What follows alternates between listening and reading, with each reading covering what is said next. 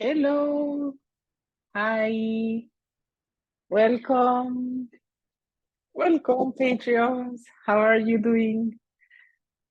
Thank you so much for joining me today. I'm so happy you're here. So let's see a few minutes until people join. I need to accept a few people into the room. Cool. So I'm so happy to see you here. Really, thank you very much for joining. I'm so proud of you. I mean, thank you. And also congratulations because you took the step to start your creative journal today. And I think that is priceless, honestly. So we have 1 hour, 1 hour 30 in front of us to um, learn about watercolors, and I will try to convince you that it is so fun and it is so easy to play with them. I really love them. So I really hope you enjoy everything.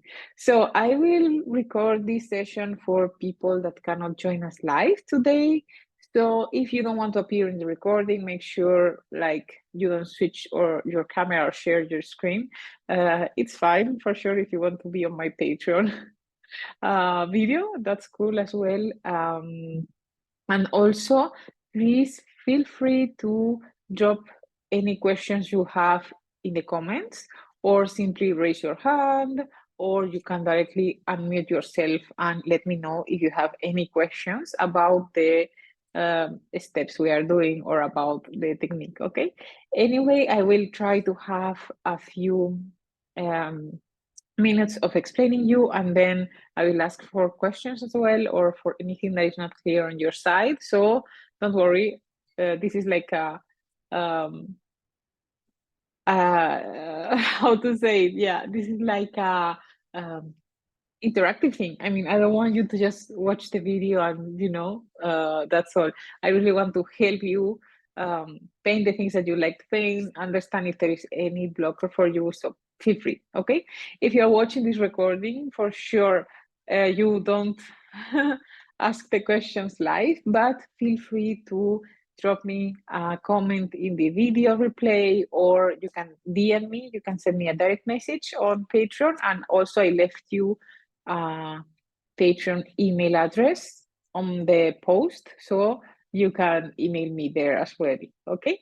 And I would love to see your creations, please. If you do so, I will put a hashtag also, so if you post them on Instagram or somewhere else and you want to use it, I would love to see it, so don't hesitate to tag me. Okay, now let's go to the fun. Let me share my other camera. Hi, so I'm here. This is my desk right now. There's a bit of a shadow here, but I think it will be fine. So I want you to see everything. I want you to see the, sorry, here.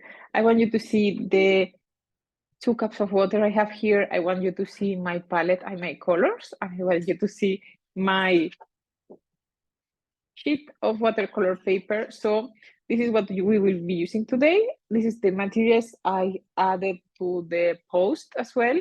So you only need watercolors, 2 cups of water. I will explain you why. Sheet of watercolor paper, watercolor towels. You have 2 ways. This one here in Switzerland, we use them like for the kitchen. But you have also these ones. These are like toilet towels. So these ones are more eco-friendly, but sometimes you need to use this one. So that's why I have both, but whatever you have, we will make it work, don't worry. Also, I have here 3 brushes that I just ask you to have a couple of them. If you have one, that's also fine. You can completely do it.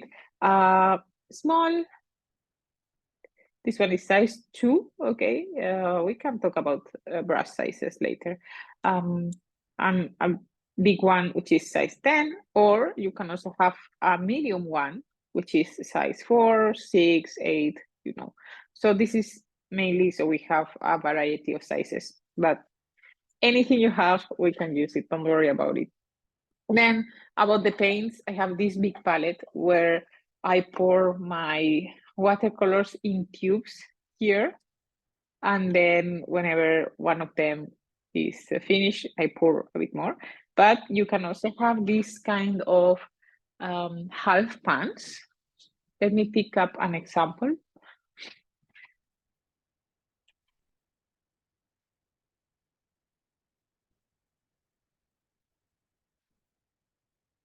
You have two options. You have these half pans, you can see, or these full pan sizes. There are different sizes in watercolors. There are more formats, but okay, these are the two more common ones. If you have a palette like this one, like a metallic palette, you will see that you can use this as palette. So the same way I have it here. This is a plastic palette, but yeah, just so you know, you can mix your colors here mainly. Okay, so I'm so excited really. Today we will learn two basic watercolor techniques, okay? The first one, it's called wet on wet, and the second one, it's called wet on dry, and you will understand so easily what they mean and why they are called that way. So for the first exercise, what I will do is I will take one of the brushes you have. I will take the bigger one, okay? You can use this one or this one, really, whatever you want. And then I will use 2 cups of water because this is a best practice, okay? Do I always use 2 cups of water? No, I don't, honestly. I use sometimes only one. But these 2 cups of water, I use one for clean water and one for dirty water. Why? Because in watercolors, they are called watercolors for a reason, the paint is driven by the water, right? So if you, for example, are using, I will give you a demonstration even. I have here another cup of water, okay? You see it's a bit dirty down there, but it's like clean water. It's just that when you use it so often, the pigments go down there and then, yes, that's why the bottom of the jar looks weird.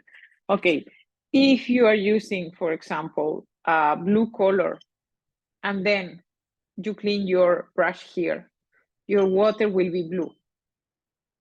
Okay, imagine I use this blue color. I will show you exactly how to do this later, okay? But I just want to show you.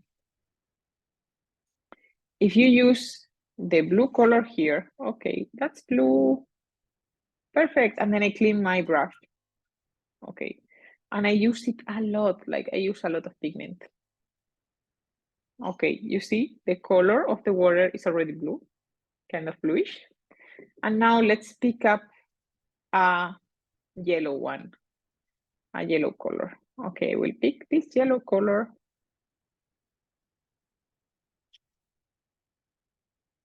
Okay, you saw me getting this clear water to pick up the yellow, but if I take this water to pick up the yellow, I will have a bit of blue in it.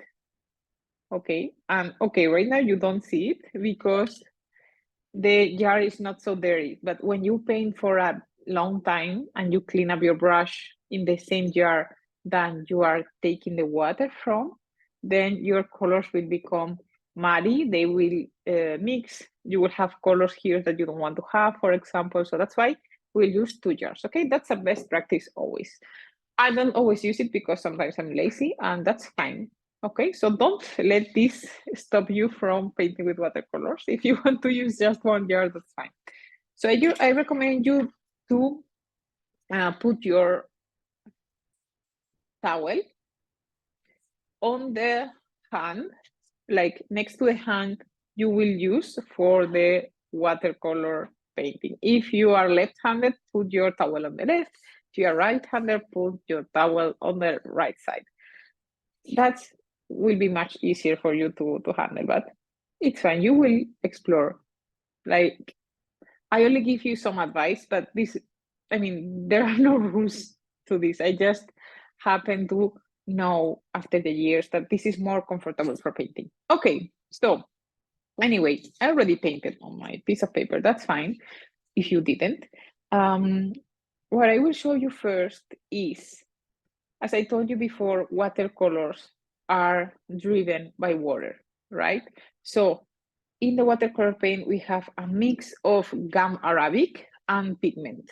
Gum arabic, it's mainly like a glue to glue the pigments together, right? And then the gum arabic and the watercolor pigment, they are mulled, okay, with a kind of grinder, let's say.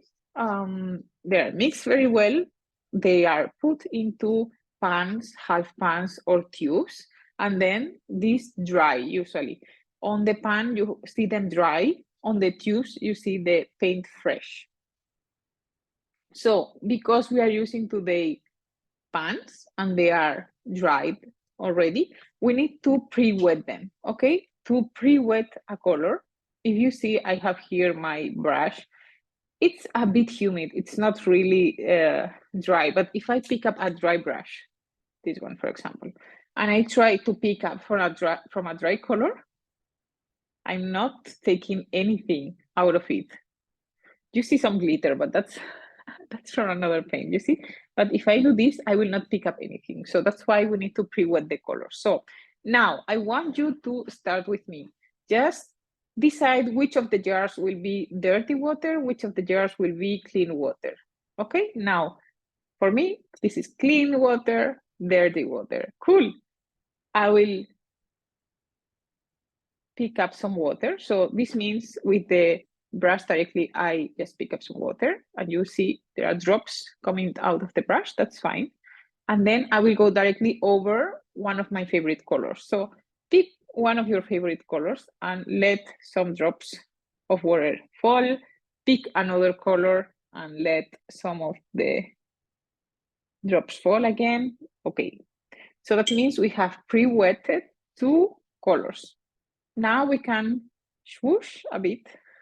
That's a good verb. We can swoosh a bit and insist a bit with the water that we put on the color pan. And you can see that I got already some watercolor on my brush. And then you can put this onto paper. Okay?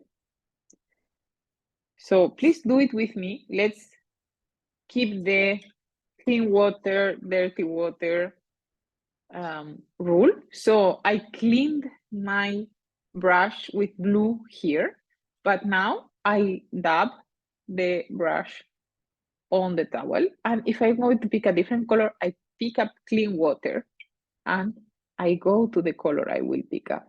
You see what I mean? And then again, I can paint. Okay. It's as simple as that.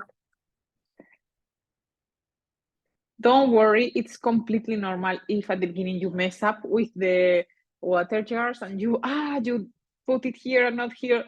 That's fine, no problem at all. I'm just giving you some advice, but at the beginning it's fine to just start simple and maybe 1 cup of water is fine, okay? So let's talk about the different techniques we will see today. So wet on wet and wet on dry, okay?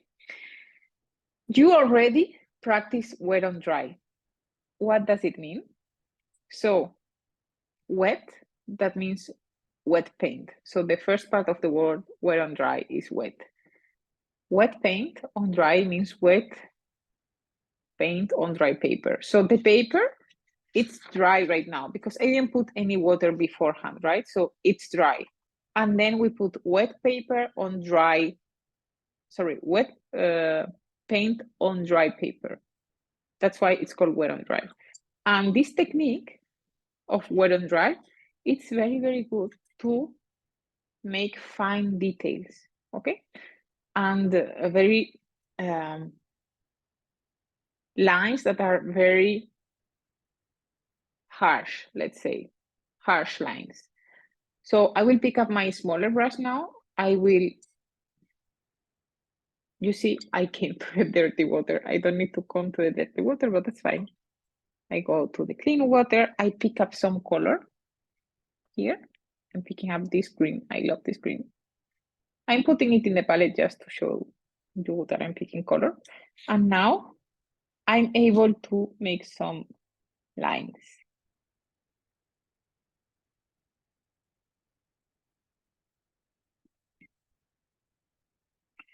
Please let me know if you can see my palette and my paper well enough. I'm cleaning it now. Okay, so you see I can make quite fine details.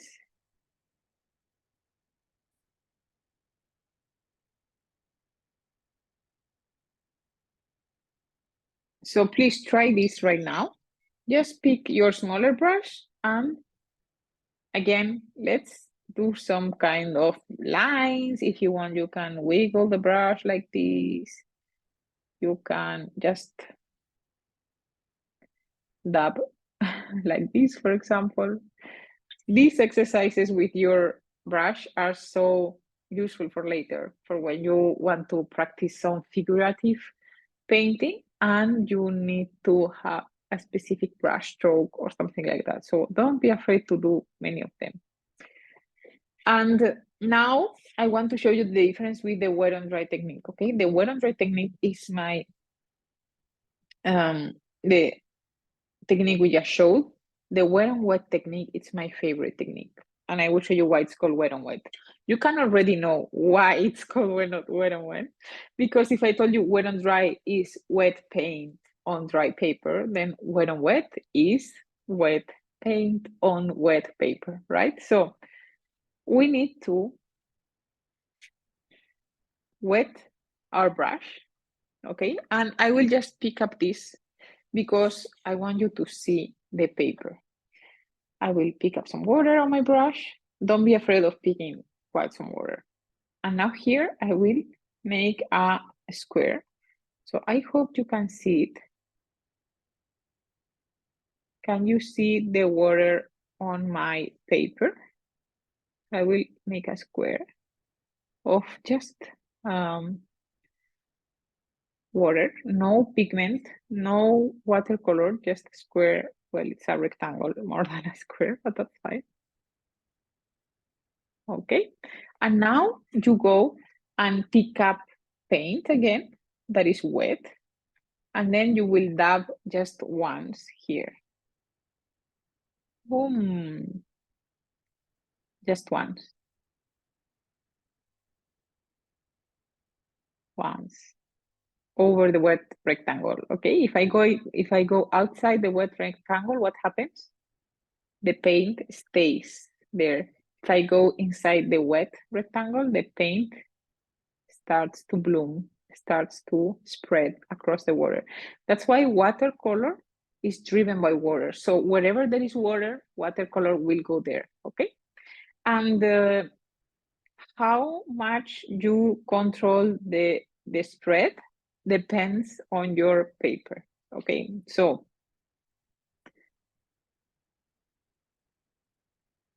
if the paper is not that wet anymore, for example, here you can see these 3 points of paint I put did not spread as much as these ones because the paper started to dry already. You see, you can see here quite some sheen of water, but here there is not much. You cannot see that is super wet because it's not that wet already. You know, it's starting to dry. So this is the wet and wet technique, and it's great to paint soft colors and soft backgrounds and blurry scenes. It's also great for mixing colors, okay? And all that we will do in a minute. So first of all, let me ask you if you have any questions so far, please. Let me check the chat. How is everyone doing? Are you doing well? Yes? Okay, okay, cool. So no questions so far in the chat. Feel free really at any time to ask questions. You already learned how to paint wet on wet and wet on dry.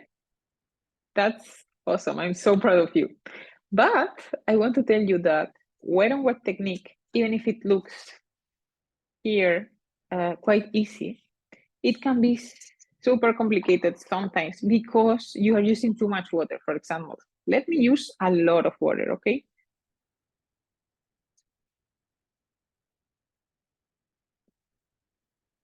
Here at the end, watercolors are all about controlling the ratio between paint and water. So, okay, here I put a lot of water. You can see really how much water I put. The water even like moves around. There's a drop of water moving around. I can put more even. Let's put more water. Okay, I will show you what happens when you put a lot of water.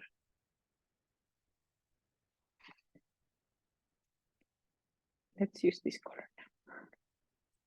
When you use a lot of water, the problem is that your paint will start to move if you move the page. You see? So the more water you paint, the more water you put, the less control you have. I mean, this is quite cool anyway.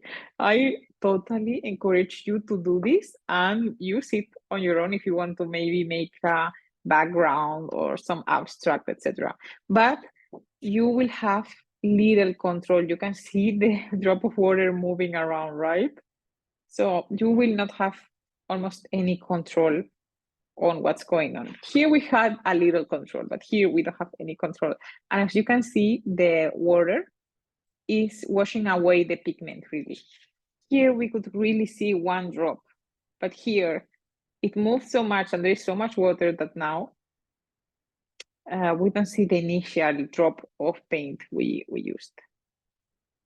It's like you're washing the paint away with the water.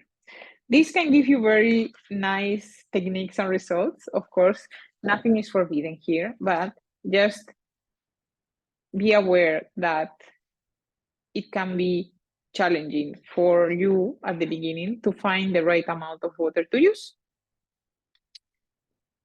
Okay, I will clean up my brush. So, is there any question so far?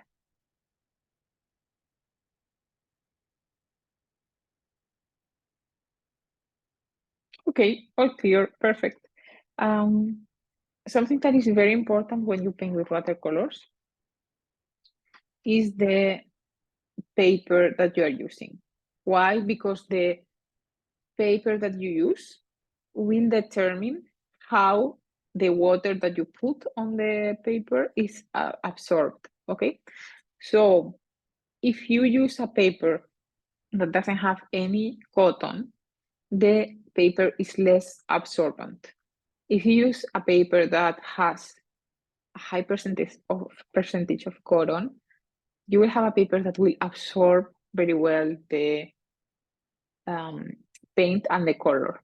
And for example, here you see the paint stays on top, like on top of the paper. It doesn't go really inside the fibers. You can see because it moves. If you use a cotton paper, this is not the case.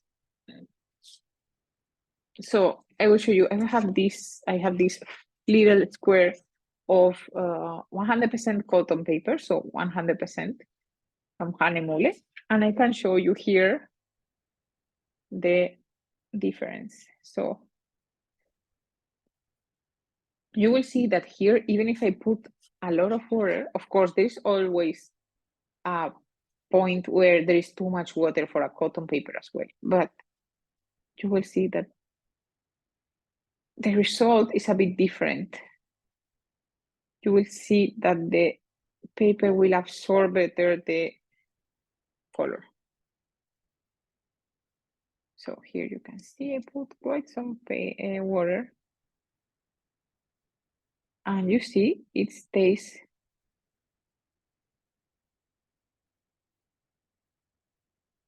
The paint stays much more where I put it.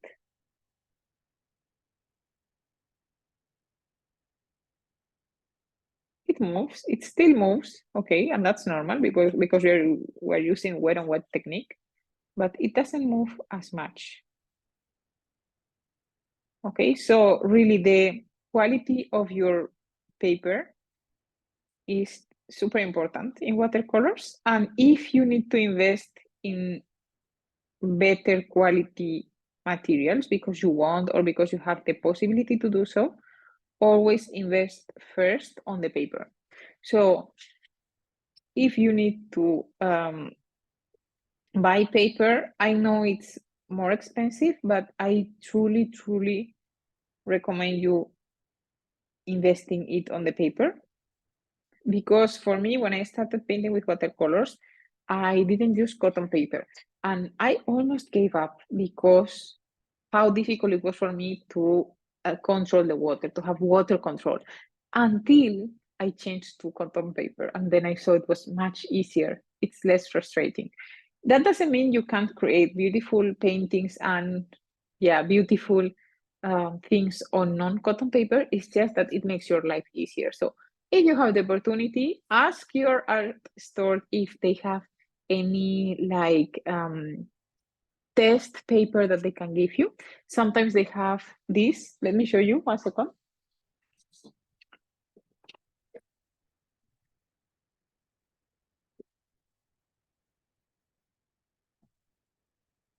Very often they have this. Very often they have this. They are just to try, you know, there are different papers to try. And you see this one is 100% cotton. This one as well. These are different thickness. They have different thicknesses. So this you see it's quite thick. This is much more, this is much thinner, you see? So that also is another factor on your watercolor painting, okay? How thick or thin the paper is, how much it absorbs the water. So, okay, here I have my two painting. This one is, it has just a sheen of humidity there. This one still, we put too much water. You can see that still, after all the time it passed, you still see the water moving around. So that's the difference really between the papers. So anyway, if you are using today a paper that is not 100% cotton, don't let this stop you. I mean, there's no problem at all. It's completely fine. It's just that you will need to use a bit less of water, okay? So if you are doubting between using a bit more water or a bit less, use a bit less. Okay, so now that we have done this, let's put this into practice.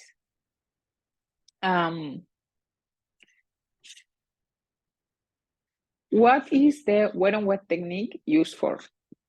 The wet on wet technique is used for soft gradients, soft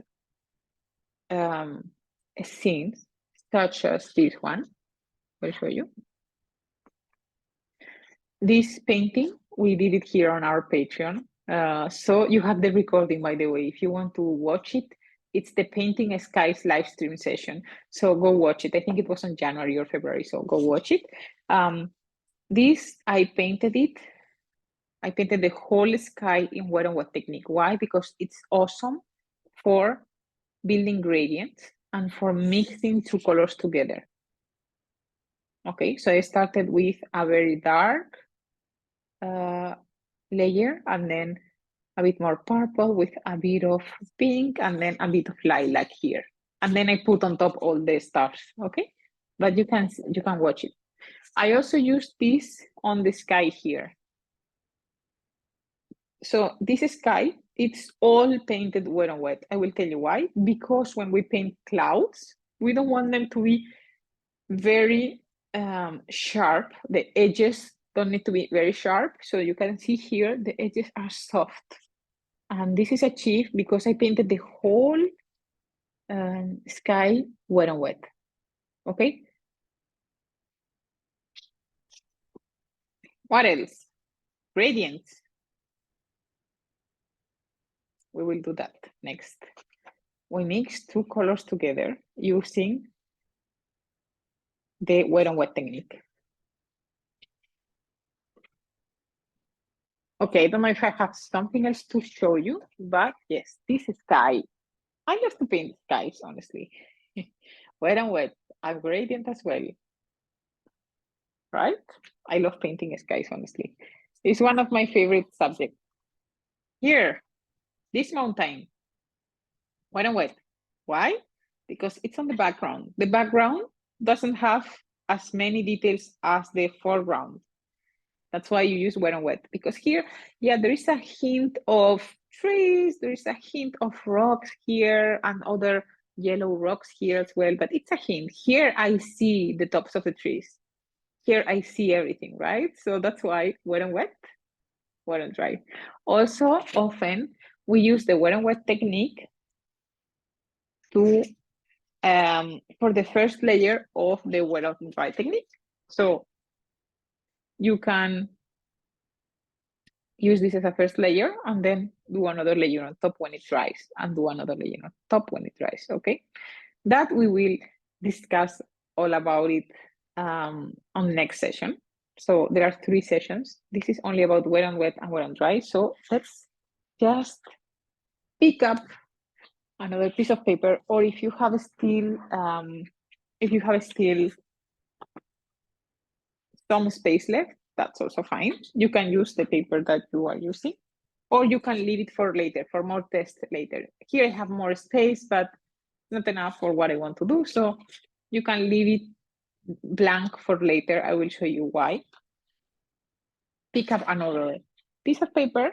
And what I propose you to do now is we will first start by doing these color swatches, okay?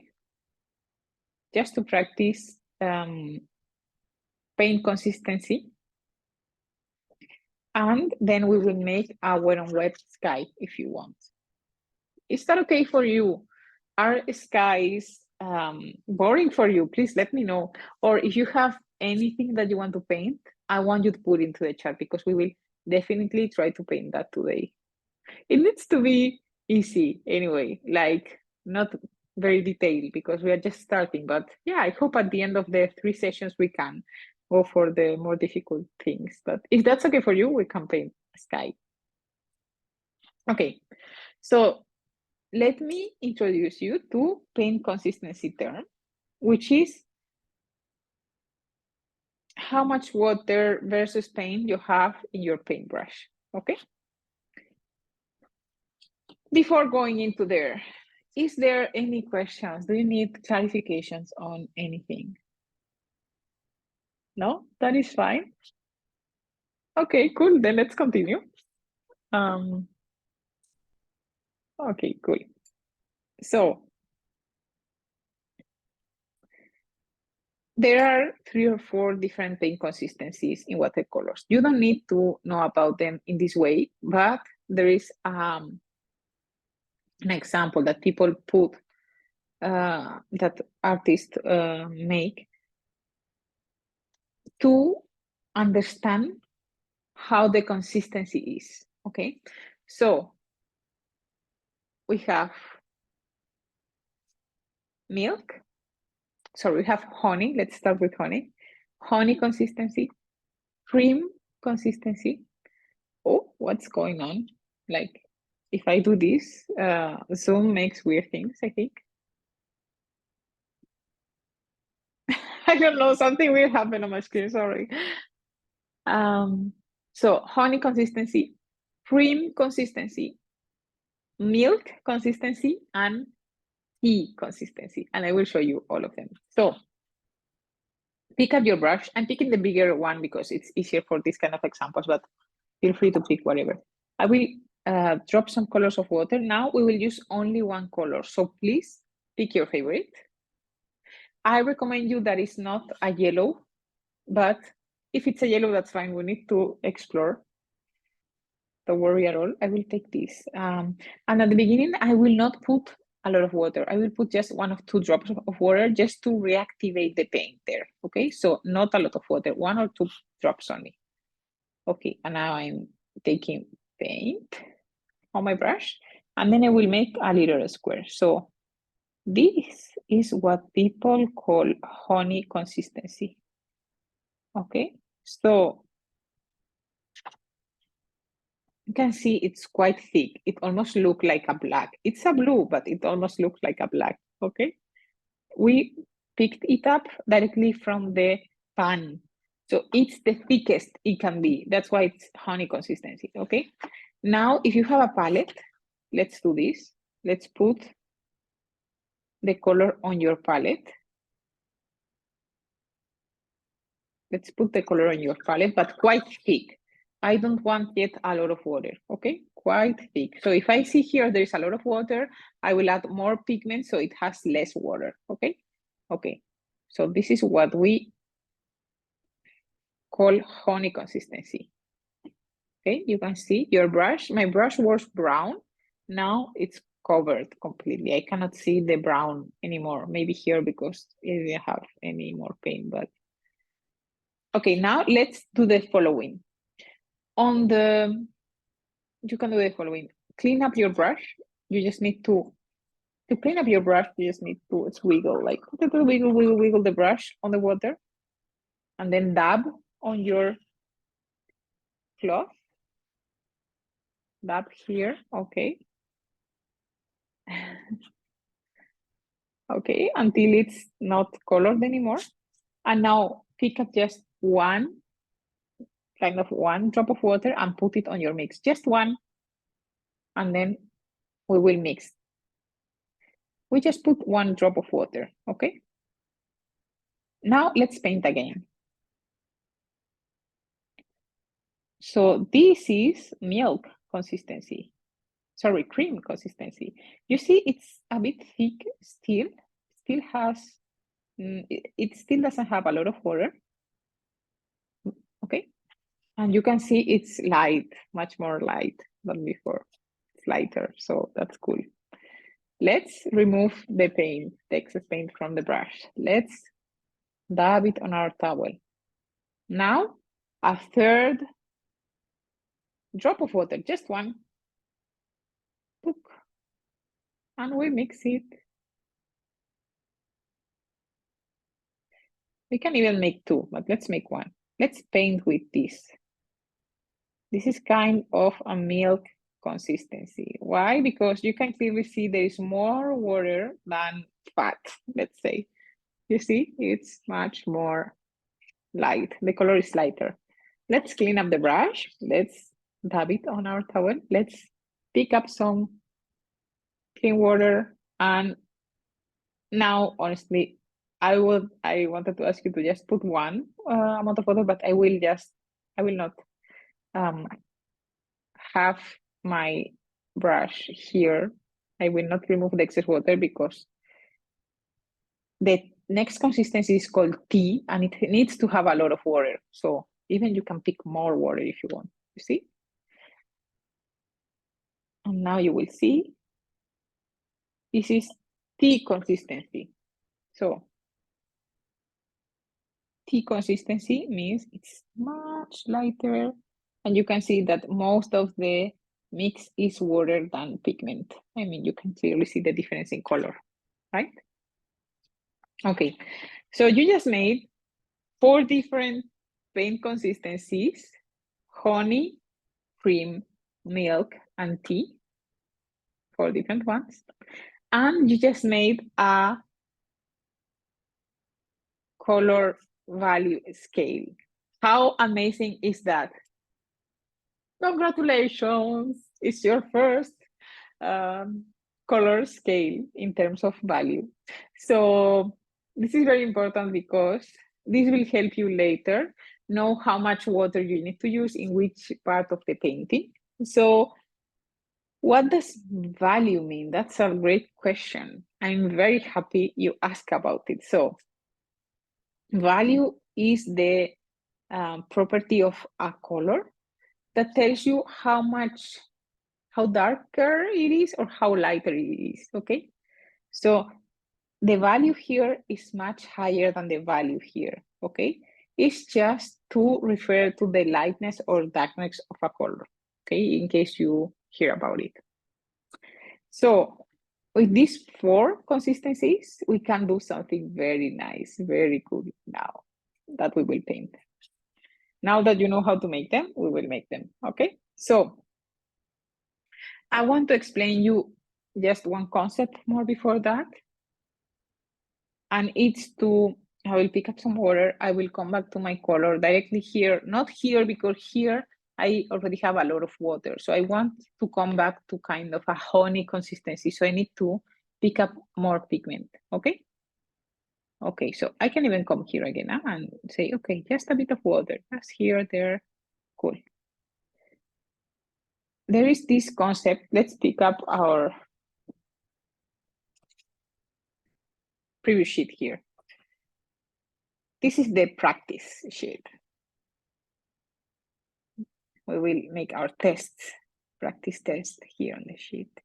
Okay, so here, very important, you can put some color. Then you clean up your brush on the dirty water. You dab it on the towel, but not a lot. You dab it just a little bit. And now with clean water, just pick a little bit of clean water, okay? I don't want to have a drop of water. I want it to be a bit humid. Now I can go over this edge and see what happens. You see, because I'm putting water there, some of the pigment that was here goes down. They get attracted by the water, right? So if I remove the water completely and I move around, you can see we are making a gradient right now. Do it with me, please. Let's do it again. This is very important technique. We have honey consistency. I will pick up a green color now. We make one brush stroke, dark brush stroke.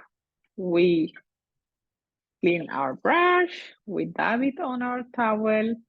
We just take a little bit of water with our point, with the brush of the point, and we run along the edge of that. And then you can move the paper so the pigment goes down. That helps the pigment to go down. If you see it's not moving a lot, we can add either more pigment and move it with our brush, or we can add more water, okay? So let's add a bit more of water here. Yes, you see the pigment goes where the water goes mainly. And I'm going over it because I want this gradient to be smooth, to not have like, you see here, like we have some kind of stairs. Here there's one stair, another stair, etc. I'm trying for it to be smooth and that we don't notice the change of value. Now you know what value is, so now I'm allowed to use it as well. So I want darker here on the top and I want lighter at the bottom. Okay? Okay, so practice it. Practice this. Because we will do it here now. We'll do it here. I'm cleaning up my brush. So let's do it. I mean, pick one color. I recommend you that it's not a yellow. I told you this before because yellow doesn't have a lot of value variation. That means that, let's do it. I will show you. Let's make the same exercise we made here with the blue, but below with the yellow, okay? Yellow. So let's put yellow here. That's honey consistency, right? Honey consistency, very well. So we will put it here. Okay. I'm sorry, my yellow is a bit dirty from mixing other colors, so probably you will see it kind of dirty yellow. Also yellow, it's very difficult to capture on camera, by the way. Oops. Okay, put my brush on the clean water. Don't do that. Clean your brush on your dirty water. I mean, you see. That's fine, that's fine. Okay, now We said we pick up the clean water, we put 1 drop, book, and we mix. Okay, and then here we paint again. So this is cream consistency, right? We can see it's lighter already. I hope all of you have a yellow. If you don't have a yellow, just pick like a kind of orange. Orange, yellow are the colors that have less value range, value variation. Another drop of water to our mix. Yes, we mix it. And now this is milk consistency, right? We still have some pigment, but we see there's a lot of water. Let's clean up the brush. Another drop of water. And we mix. Even more water we can put if we want. That's fine. This is tea consistency, so there is almost no pigment. It's all water. Okay, this is tea consistency. So, as you can see, there is not much variation. I mean, there is variation still, but you can see it more clearly here on the blue, right? That's why I told you, I try that it's not a yellow, because you will not see so clearly the difference between this and this, the difference between this and this, and this and this, right? So that's why I told you, but you can still notice the difference. But these two are more similar, I would say, for example. So that's why. Okay. We have, yeah, we still have some time left. So now we will paint a gradient, okay? Like one of these. We will practice them here, okay? So I want to use my dark blue paint. You can use whatever you want. We will just use one color, okay? Just one color. So I will pick up my clean, it's not clean anymore, it's a bit yellow, but okay. Let's say it's clean water. I will pick up some more blue paint here. And now here I want you to have a lot of paint, because we will go over the whole page, or not the whole page, but we will cover a big area of paint. So you need to mix beforehand. You need to prepare the mix between your paint and your water. So your paint consistency, you need to prepare it beforehand, before we start painting, because otherwise the paint can dry. And if the paint dries while we are doing this is what will happen. We'll have like a cut there. There's nothing wrong with that, but I want a smooth gradient. I don't want to have a cut there. If you have it, that's fine. If you like the effect, that's awesome, but I don't want to have it here. I want it to be like a kind of flat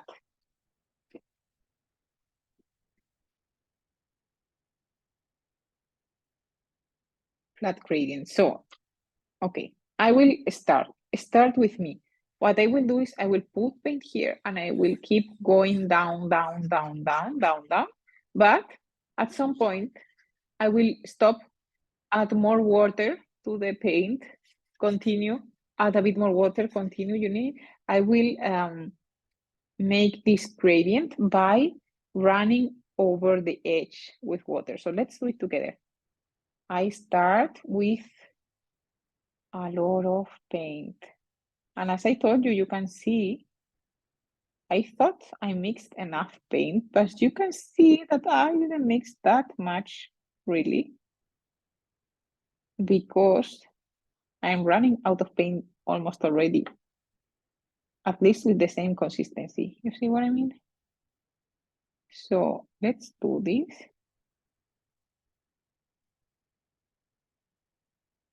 Okay, clean up your brush. And now with a bit of clean water, just a bit, just poke. Even if you see it's a lot, you can dab here and there. And then you go like over the edge, Okay, go over the edge, Okay, You can even tilt your paper. Let's do it. Let's go a bit over the edge. This is not an easy watercolor technique. If you see you don't manage to make it work, that's fine. We just need to test and we just need to try a bit more. But let me know, please, if you have any difficulties on that. I would love to see your exercises, what you have done, and maybe give you some advice if you need it. If you want it, please let me know. And I can tell you, yeah, what happened. So now here, what I'm doing, you saw I came here. I'm adding a bit more of paint here on the gradient, okay? Just because I want it to be more like darker. But we can touch the gradient as long as the paper feels wet. When the paper feels dry, we shouldn't touch it anymore because we will lift the paint that is already there. And I think that is what is happening already. This paper is cotton paper and it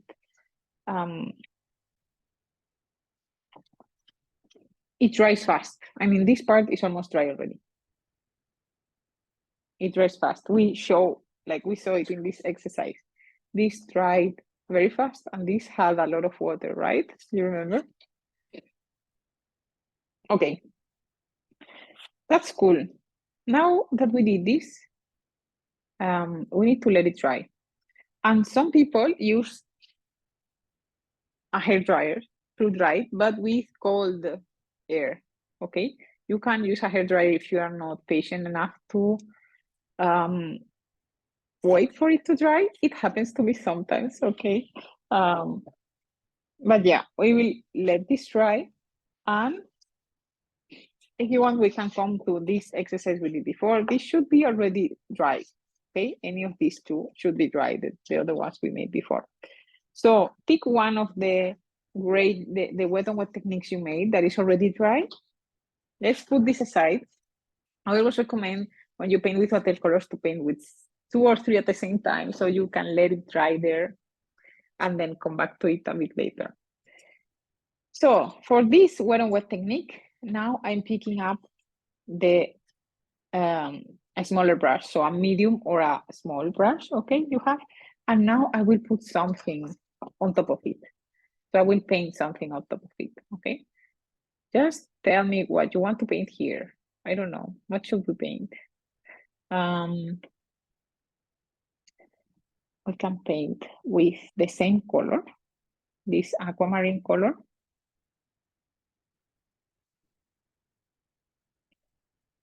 And this, we created it wet on wet technique. Now we will create something on top of it with wet on dry technique.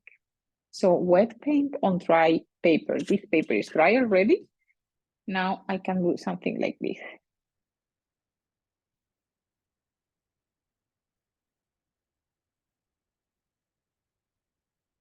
Can you see? Now I have sharp edges, right?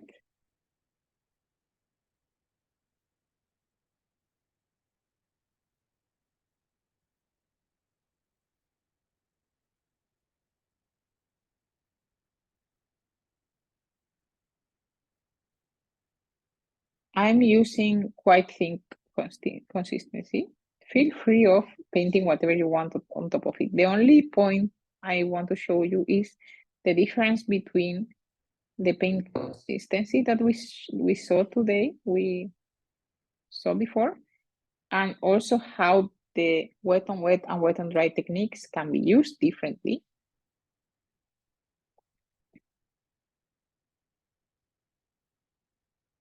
for different purposes.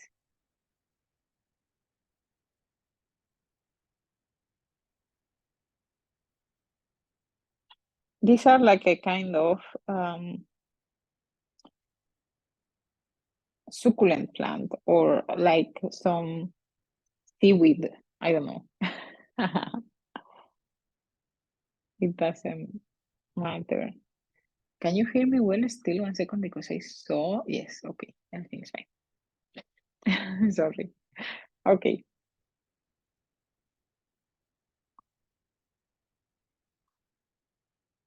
And then we can put here maybe our name or something. I don't know. Like this can be like cool table names if you are planning to have a party at home, or if you plan your wedding. I don't know, like it can be used.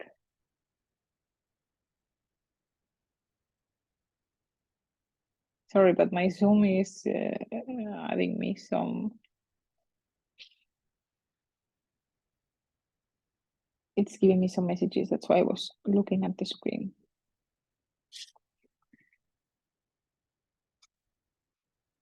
So you see the difference between the background quite blurry, dreamy, etc., and the foreground quite prominent. So wet on wet, wet on dry. Okay, something else we can do here. This is almost dry for me. So let's paint a mountain over there. And you will see I'm using monochrome colors. Please let me know if you have questions at any time. I'm not stopping because I don't see any questions. So, but let's pick up again quite honey consistency. And let's make the following. Let's paint like a mountain ridge here. Okay, and as you can see, I started painting the mountain ridge on the part that was already lighter, because if I paint this thick over this thick part, probably I will not see anything, right? So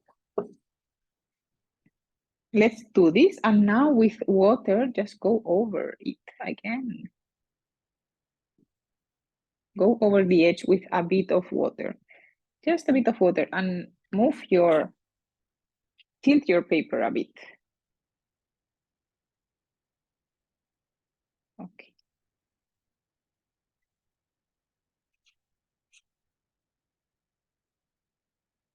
Because I'm using the smaller brush, you can see I run out of water sooner. I mean, you see it doesn't flow. Sometimes it doesn't flow. When it doesn't flow anymore, it means that your brush is not wet enough. So you need to pick up more water. The paint is not flowing, or you can even move a bit the color that is up here so it goes down more. Okay, and we painted this mountain ridge. How cool is that? We can even add more things. For example, now this is wet on dry, right? The first brush stroke we are doing is wet on dry. Then we wet the part of the edge. And now what I'm doing is I will add here another ridge because it's a bit like complex mountain system here. And now this is wet, right? And now I'm adding like swirls here, like, oh, there's another ridge here, or there are like rocks or something like this here. And I'm adding them while the paint is wet. So this is wet on wet as well.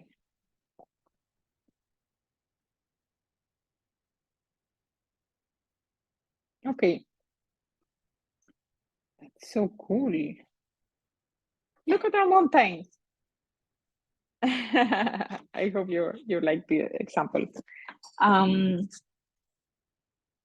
thing I wanted to do with you here is that we make another wet on wet exercise, and I think it will be good for today because I give you so much information. I think you need to process it, and of course it's normal that you don't have questions now. You will have maybe more questions when you start using these techniques and painting more with them. We will see more in the future, so no worries. We don't need to rush. Watercolors are so relaxed, really. Like, you need to let it go. You need to let it do its own thing. Sometimes you see, like, it's fine. It's cool. I didn't want the sky to look like that, but that's fine. Another exercise I want to make with you is that you pick up water and you make a small rectangle on your pad if you have still space, And I want to show you how to use wet on wet technique to paint skies with blue skies with some clouds. Okay, so I will paint here like a rectangle. I'm doing like this because sometimes you need to move your head in order to see where you are painting with water, right? So you see if you put it against the light, you can see more or less. So I want this to be wet. I don't want a drop of water to dance on the top of my paper as before, but I want this to be wet. Okay, and now with blue sky. So you will not see this palette, but I'm just picking up some blue here. I just dab my paper here and I try to make a kind of cloud shape in between, right? So you see, it's wet and wet.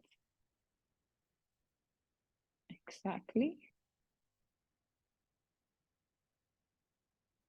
Wet and wet, I'm just dropping some blue sky on the wet rectangle. Okay. And then I leave it like this. And you will see when it dries, it's very fun because it will look like clouds on a blue sky. That's how I did the sky here. This is wet on wet technique as well. Usually, unless you have some specific clouds, you don't want to have really sharp edges. That's why we smooth the edges using wet on wet technique. So this is how I made the sky here, for example. And what we are doing here is very similar to what we did here, right? So this sky first, then the mountain, and then some little stars. Okay, well, this is drying. This needs to dry, so let it be there. I can show you something. Oh, I'm very sorry. I started with my allergies today, so it's not helping. I'm just checking here to show you some exercise you can make. If you want now, we can make a kind of, 1 second. I'm very sorry, really.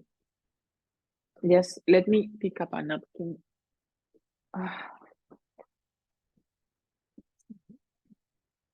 At least this gives you some time to rest from me talking.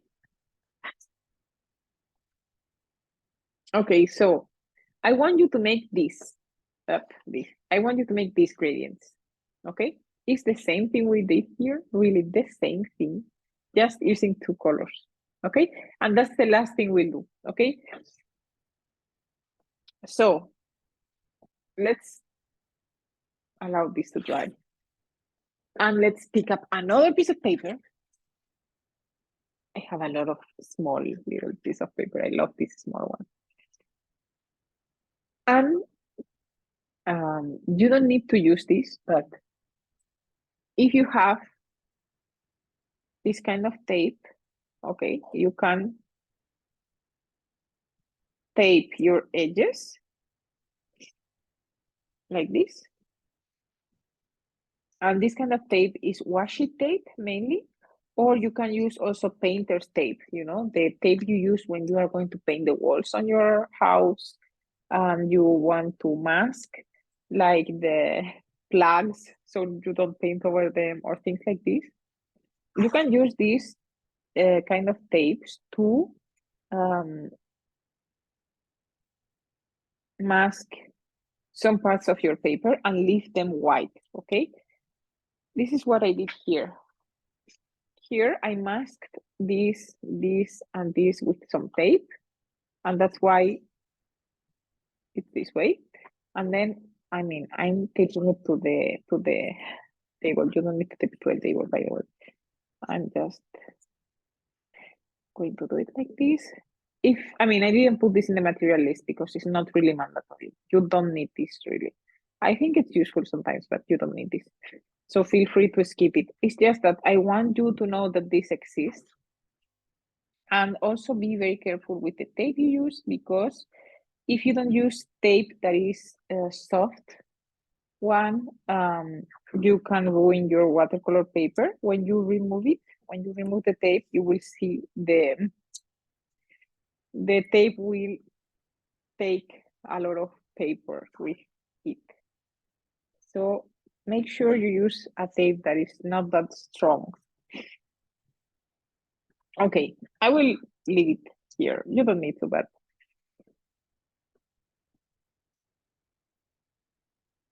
I will pick up one of these colors. I love purple sunsets. Oh my God, I have here such a mess. I'm sorry. Maybe you can tell me which colors you want to mix together. I will mix like a kind of violet here. This is lilac more than violet. It's lilac here. I'm preparing my color beforehand, okay?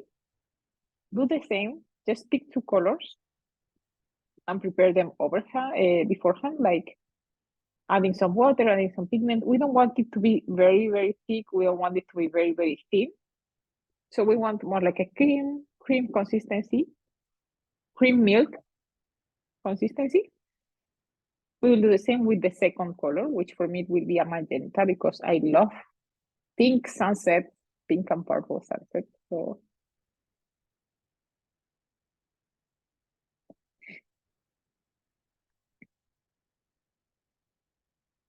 okay, that's fine. I didn't mix a lot because this is a small rectangle, so you don't need to mix that much.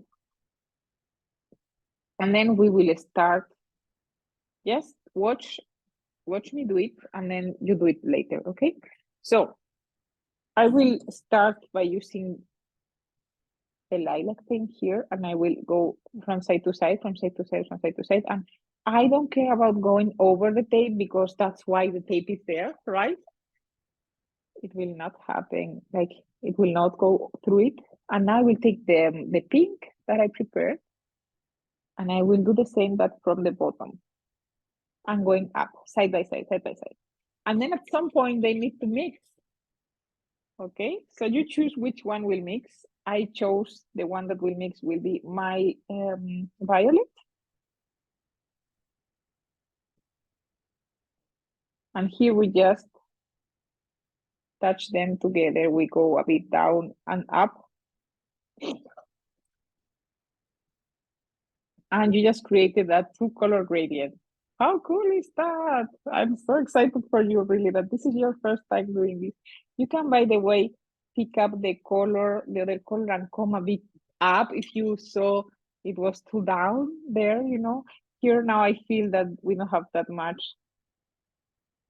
lilac, so I will go over it. And you can do this as long as the paper looks wet.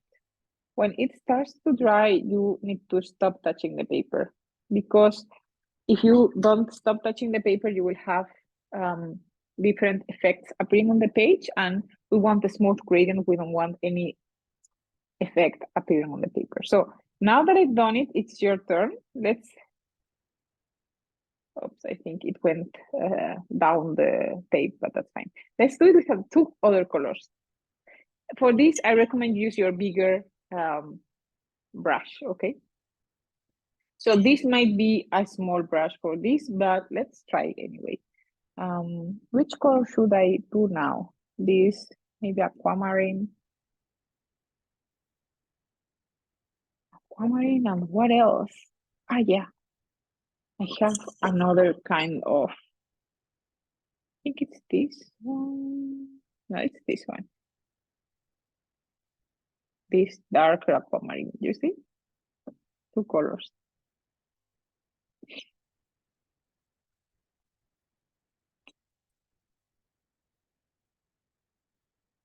Okay, let's start with the darker aquamarine. Do it with me. Back and forth, back and forth, back and forth. More, we need more. And I see that with a smaller brush, I need more water to go over it and to cover everything. Okay, so don't hesitate to add more water to your paint if it's not gliding like smoothly. That's why for this, it's better to use a bigger brush. And then let's go with the aquamarine one. I will take more pigment if I prepare it beforehand because I see I need more water for it to glide through. So you paint a lot using your feeling, like how do you feel the paper? You feel the paper is wet? No, you feel it glides through easily or not. You can even add just water, in between, just to make a smooth gradient without a lot of pigment there. If you want less pigment there, you see, we can leave it like this just to see how light this will be here. But I'm much more comfortable doing it with a bigger brush. So if you have a bigger brush, do it with a bigger brush. Let's do the third one. Which colors should I choose? What do you think? I wait for you to reply.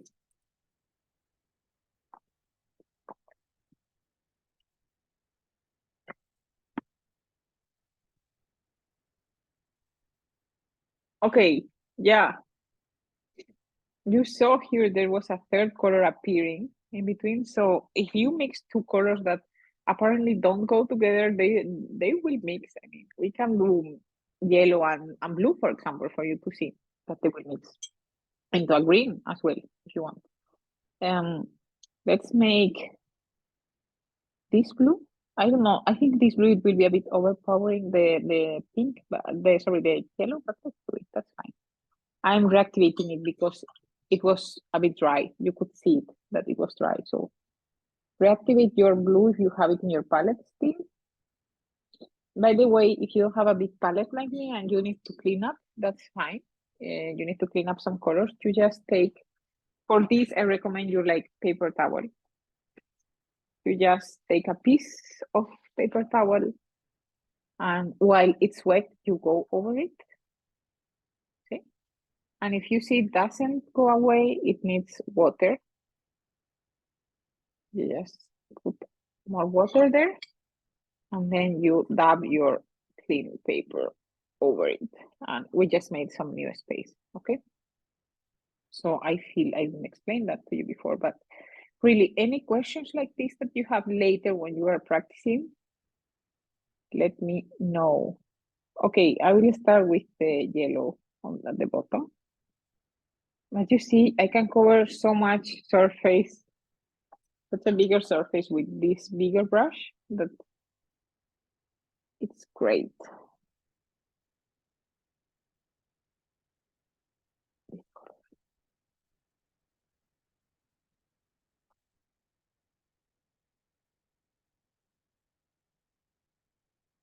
You can already see the green appearing there. If you don't want this to be so noticeable, this cut, you can add more yellow and try to mix to a lighter version. So it blends, we're kind of blending the two colors together. Okay, that's good. So let it dry. And this one is already dry. Can you see the clouds clearly? So here, what we can do now, I shouldn't have taped this here because now, okay, I will remove it slowly. I will remove it from my table, but not the whole paper. Okay.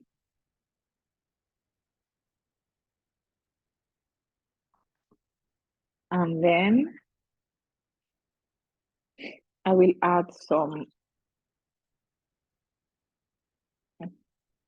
green because I will make like a kind of field. I will even mix some that blue with the green. We didn't talk about mixing today because that's a big topic, but we can talk about it if you want. Huh? Now I will add some fill using wet and dry technique.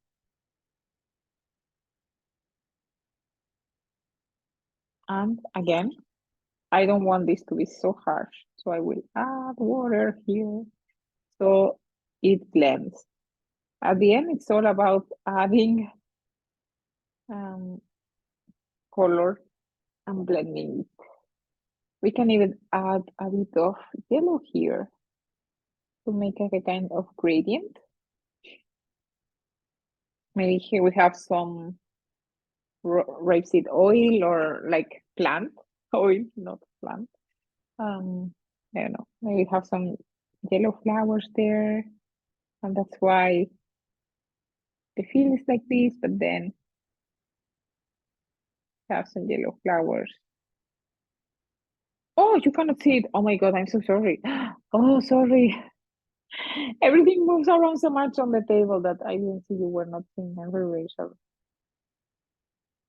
I can get very into the mode of painting and I didn't notice. So see, I'm making it mean that we have some yellow tulips here, for example, while the paint is still wet. You see? So the sky looks nice. I mean, what you can do also, just a little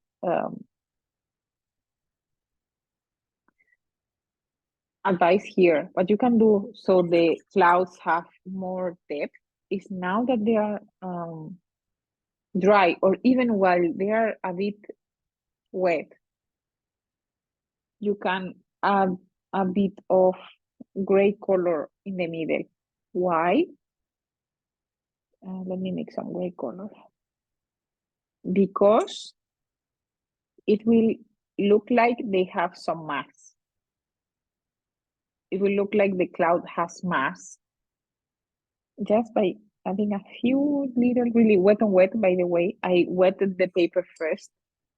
Okay, I put some water first and then I went over with the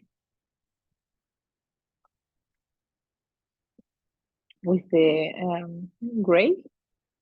Can see here, but just in the center, honestly, it doesn't need to be everywhere. So I see that here the water went too far away, and I will pick up my paper towel and I will dab it here so it doesn't spread that much. Okay, even if you see it's too harsh, the lines are too harsh, you can go over with a brush everywhere, you see? And then we kind of see that this cloud has some mass. That's the same thing I did here. I mean, it's not so noticeable, but here I added a bit of gray. I don't know if you can see it here, a bit of gray. Because you see the clouds are white on the, very, very bright white on the edges. And then here they have like kind of gray color. So that's what you can do here. I like to do it when it's still wet, by the way. So I didn't do it before because I didn't want to add more complexity, but you can. Okay, so honestly, I think that's enough for today. Let's make the most satisfying moment ever. Let's see. I will remove the tape. Oh my God, those clean edges. Can you see that? I mean, we already saw a bit of what we will see on the third day of the live streams, if I'm not wrong.